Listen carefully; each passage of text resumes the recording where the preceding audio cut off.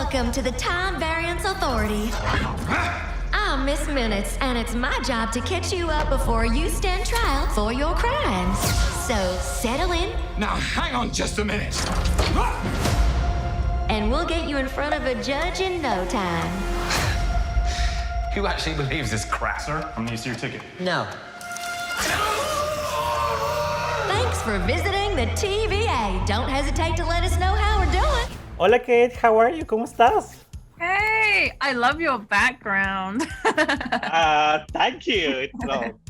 It's an amazing show. It deserves an amazing background. Oh, thank you. Speaking of the show, it has a very cool look and a very cool style. And I wanted to ask you, how was the process of figuring out how it was gonna look? Yeah, so when I pitched, basically, I love film noir, and I had, and obviously, as you can see, the second episode has very much like a detective mystery element to it.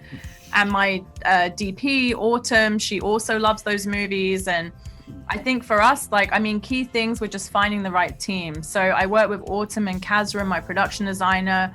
Something that was really interesting for me was that obviously the TVA is outside of space and outside of time, and it's almost like this Las Vegas office because there's no natural light, but it kind of lent itself nicely to that kind of more moody, shadowy lighting because there's no sun. So I think it was fun, like trying to work out a way to create that lighting in an artificial way, but also just things like, I really wanted the TVA to feel like this real living, breathing place. So I love films like Eternal Sunshine and Scott Pilgrim, they're very heightened, but a lot of their sets are very practical. So like you see characters like walk off one set and onto another fantastical set. And me, Autumn and Kazra, that was something really important to all three of us, was creating an environment where, because I love doing long takes, like I could have the actors like leave an elevator, walk through the entire TVA, then go into a time theater. And that was real and practical, and we built that. So yeah, and I think beyond that, for me, I wanted the show to just be a big love letter to sci-fi because,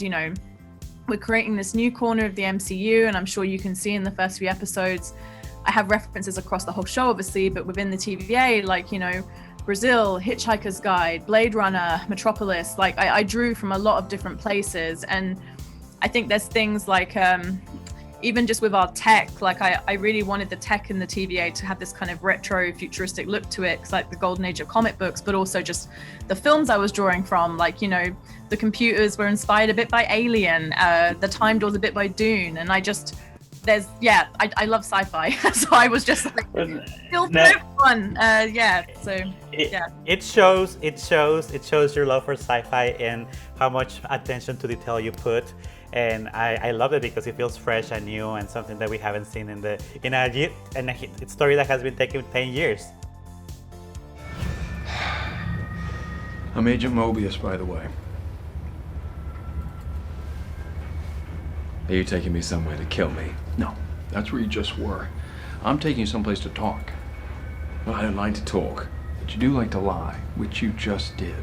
Because we both know you love to talk. Talkie. How long have you been here? I don't know, it's hard to say. Time passes differently here in the TVA. What does that mean? You'll catch up. I'm impressed because I can imagine how Michael came to you with like this much of dialogue, I would think, and then you have to make it funny, you have to balance it, you have to explain it. How was that process of having the characters say these big lines of dialogue but make it interesting and understandable and funny? I think so. Basically, when I started, we did like a second writer's room with me, Michael, and Alyssa, and Eric Martin, who went on to be our production writer. And we just I think the thing was, obviously they've been like cooking away and building all this amazing stuff, but I was coming in with fresh eyes, which I think was helpful in the sense that I was like, this is amazing. What does this mean? Okay, cool. Well, let's just give that more clarity. And then just on top of that, also my own ideas for like characters and places we could go.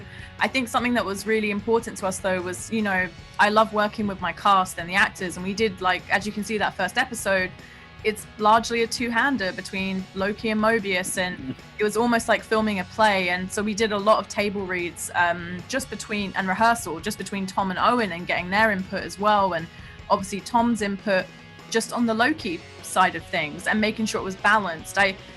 I think something that became very clear to us was that we have these really incredible dramatic actors. And for me, like, good comedy comes from real circumstances, you know? So it's not so much like you're playing into the comedy, it's more like that it's coming from a very honest, truthful place. And also because our show isn't just comedy, you know, there's pain in it, there's drama, as you see in the first episode. So I think it was really important to just build a kind of tone where we could go to these different places.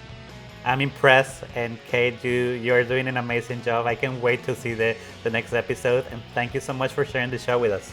No, thank you.